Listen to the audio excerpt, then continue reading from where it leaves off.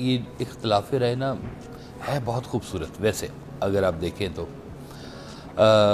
اختلاف رائے مالک نے خود بنایا ہے. سب سے پہلے تو اس نے اپنے خلاف ایک طاقت کو کھڑا ہونے دیا, شیطان اختلاف, اور اس نے کہا کہ میں آپ کے بندوں کو برگلاؤں گا. اختلاف.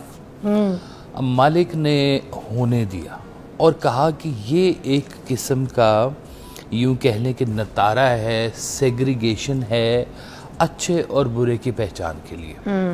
مالک نے بنایا دن, مالک نے بنائی رات.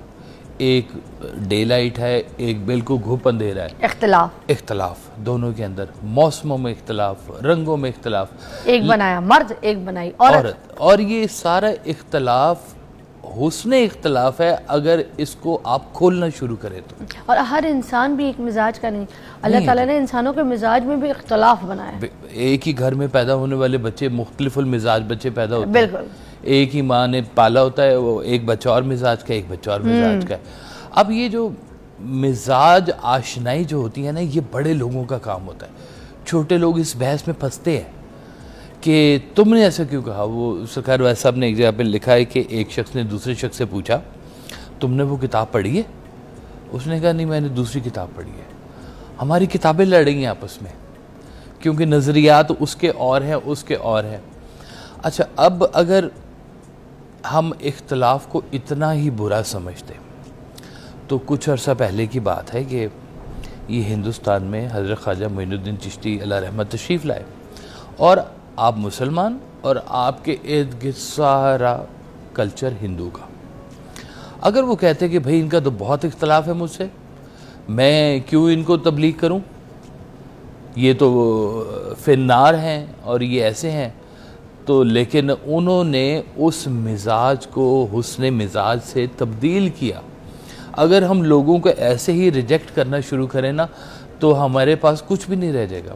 ایک بندہ بیٹھا ہوا تھا, اس نے کہا کہ یہ جو پتھر ہے نا سمندر کے کنارے پڑے ہوئے, ان میں ایک پتھر ہے جس کو کہتے ہیں پارس. کیا کہتے ہیں؟ پارس. اچھا. پارس کہ اس سے اگر کوئی لوہا ٹچ ہو جائے تو وہ سونے کا بن جاتا ہے.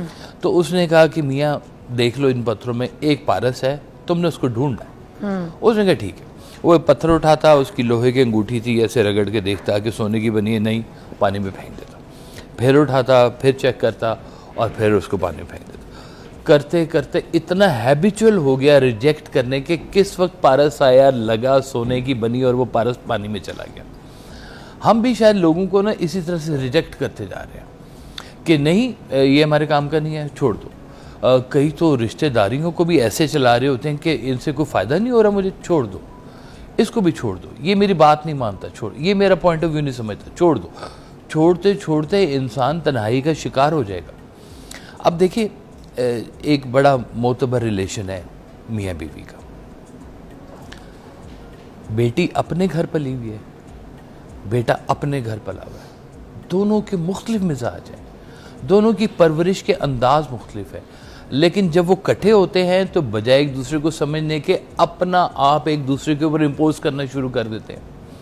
اور وہ کرتے کرتے نظم کا قافیہ ردیف جو ہے نا وہ برابر ہونا شروع ہو جاتا ہے. اور وہ پتہ چلتا ہے کہ ہم اختلاف میں جب ہماری آوازیں بلند ہونا شروع ہوتی ہیں, یعنی کہ اظہار رائے, اختلاف میں اظہار رائے بہت قیمتی چیز ہے, اس کو بہت تحمل مزاجی سے پیش کرنا چاہیے. مولانا روم کہتے ہیں کہ اپنی آواز نہ اونچی کیا کرو, اپنے دلائل اونچے کیا کرو. یعنی کہ بحث کرنے کے درمیان یہ بات بھی ایک بڑی ضروری ہے